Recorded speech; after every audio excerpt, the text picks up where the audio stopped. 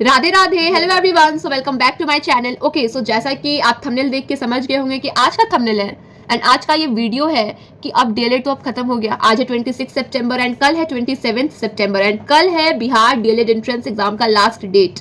तो अब सब एग्जाम हो जाएगा हमारा समाप्त डीएलएड का। तो अब आगे क्या करना है? क्या डीएलएड के बाद हमारी छुट्टी? नहीं, अब तो हमारी मेन जर्नी टीचर बनने की अब स्टार्ट हो गई। हम लोग अब डीएलएड एंट्रेंस एग्जाम दे दिए हैं।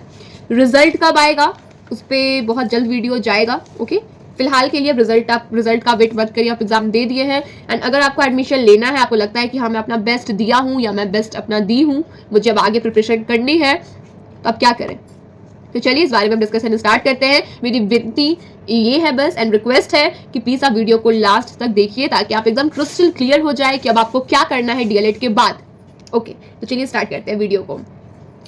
डीएलएड हो गया समाप्त, अब टीचर बनना है ना। एंड जैसा कि मैं अपने वीडियोस में बताए हैं कि एनईपी 2020 मतलब कि नई शिक्षा नीति के अनुसार 2030 से कुछ बदलाव आने जा रहा है एजुकेशनल प्लेटफॉर्म में। ऑफ कोर्स शिक्षा नीति तो एजुकेशनल प्लेटफॉर्म पे ही आएगा। तो अब क्या करें?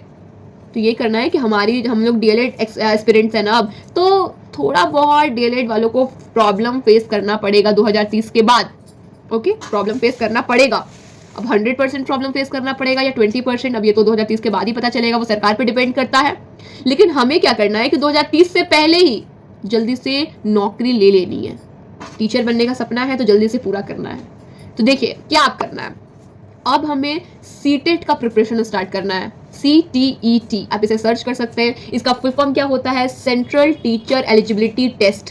ओके, अब क्या है, ये क्या होता है? वैसे बहुत लोगों को पता होगा, जिन्हें नहीं पता उन्हें हम जस्ट थोड़ा सा बता देते हैं कि सीटेट फॉर एग्जांपल, अब बीपीएससी टीचर तो सबको जानते हैं, इतना धमाकेदार इतना बम्पर भर्ती आया है कि अब सभी को पता चल गया होगा कि बीपीएससी टीचर और जो गवर्नमेंट टीचर्स हैं उनकी ये भर्ती आई हुई थी। इनफैक्ट अब अभी भी बहुत सारी आ रही है ये भर्तियाँ। तो अब आप डीएलएड कर ले रहे हो, ठीक है, मान लेते हमारा 2 साल में डीएलएड खत्म हो जाएगा।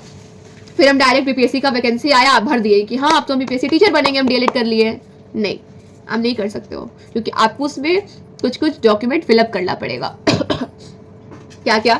सबसे पहले 10th का सर्टिफिकेट, 12th का सर्टिफिकेट, डीएलएड का, एंड बस हो गया क्या? नहीं, आप सीटेट क्वालिफाइड है कि नहीं।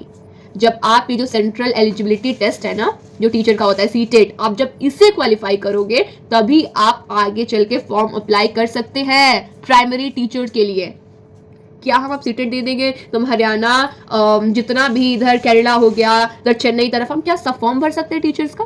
जी नहीं। जो सीटेट है वो कहाँ कहाँ वैलिड है? सुनिए, सबसे पहले बिहार में है, दिल्ली में है, यूपी में है, फिर नवोदय में है, नवोदय विद्यालय जो होता है उसमें है, एंड केवीएस में है। ये जो सेंट्रल लेवल पे जो टीचर्स का होता है ना प्राइमरी टीचर के लिए, ये हम यहाँ पर भर सकते हैं। कुछ कुछ राज्य है जो सीटेट को मान्यता दिया है कि हाँ जो सीटेट किए रहेंगे वो हमारे भी राज्य में फॉर्म अप्लाई कर सकते हैं प्राइमरी टीचर का। एंड कहीं कहीं कहीं कहीं क्या ज्यादातर जगह ये नहीं है। समझ गए? कि अब डीएलएड के बाद क्या करना है? सीटेट का फॉर्म भरना है। कब भरेंगे फॉर्म? फिर जब मेरा पूरा डीएलएड का डिग्री जब हम ले लेंगे तब ना। नहीं, अभी अगर देखिए अभी क्या चल रहा है, सितंबर 27 सितंबर को लास्ट डेट है, राइट? एग्जाम खत्म हो जाएगा एंड प्रोबेबली जहां तक हमको लगता है, वैसे हम ये नेक्स्ट वीडियो में बताने वाले थे बट आपको बताते हैं, जहां तक हमको लगता है कि या तो लास्ट अक्टूबर तक या तो स्टार्टिंग नवंबर में रिजल्ट आ जाएगा। एनालाइज करके जो हम किए हैं उस बेसिस पे बता रहे हैं। डेट ये रिजल्ट आ जाएगा। रिजल्ट आ जाएगा तो हमारा काउंसलिंग स्टार्ट हो जाएगा एंड प्रोबेबली नवंबर लास्ट तक या दिसंबर स्टार्टिंग में हमें एडमिशन मिल जाएगा डीएलएड जो भी हमारा कॉलेज है उसमें। हमको वैसे प्राइवेट से ही करना है, प्राइवेट से ही करेंगे या जो होता है बताएंगे जैसा होगा। तो अब हम एडमिशन ले लिए, रोल नंबर मिल गया, बस हम तुरंत अब सीटेट का एग्जाम दे सकते हैं। आप फर्स्ट ईयर में हो ना तो भी आप सीटेट का एग्जाम दे सकते हैं। एंड सीटेट का 1 साल में 2 बार पेपर आता है। ओके, कैसा रहता है सीटेट का? ऐसा एक होता है पेपर 1 और एक होता है पेपर 2। पेपर 1 हम लोग देंगे, जो हम लोग डीएलएड कर रहे हैं ना हम लोग पेपर 1 करेंगे। एंड पेपर 2 कौन करेंगे? जो बीएड कर रहा है, बैचलर ऑफ एजुकेशन। आगे चल के बी इंटीग्रेटेड कोर्स के बारे में जो हम बता रहे थे वो कुछ होने वाला है उस बेसिस पे भी। देखिए पहले क्या था ना कि जो बीएड किए हैं वो पेपर 1 भी भरते थे, पेपर 1 का भी एग्जाम देते थे एंड पेपर 2 का भी देते थे। मतलब प्राइमरी टीचर्स के लिए है पेपर 1 एंड जो हाई लेवल के लिए है ना उनके लिए है पेपर 2। बट अब क्या है कि नहीं, जो बीएड के वो केवल पेपर 2 देंगे और जो डीएलएड के वो केवल पेपर 1 देंगे। लेकिन जो बी इंटीग्रेटेड कोर्स करेंगे, जो 4 वर्षीय कोर्स है, वो दोनों के लिए शायद एलिजिबल रहेंगे। पेपर 1 पेपर 2 के लिए। देखिए सरकार क्या करती है वो तो बात की बात है, फिलहाल अपनी बात पे हम वापस आते हैं।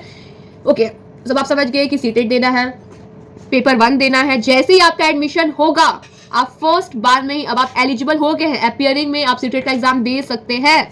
एंड जब तक आप सीटेट क्वालिफाइड नहीं करेंगे, आप केवीएस का, नवोदय का कोई भी फॉर्म नहीं भर सकते हैं। इसकी तैयारी कैसी करनी है ये सब हम लोग डिस्कशन करेंगे नेक्स्ट वीडियो में। अगर आपको भी सीटेट की तैयारी करनी है तो वीडियो को लाइक करिए एंड अपना प्यारा प्यारा कमेंट करिए कि हाँ दीदी जल्द से जल्द सीटेट का वीडियो लाइए, हम सब साथ में मिलकर सीटेट को क्वालिफाई करेंगे। तो चलिए नेक्स्ट वीडियो में मिलते हैं, तब तक के लिए राधे राधे।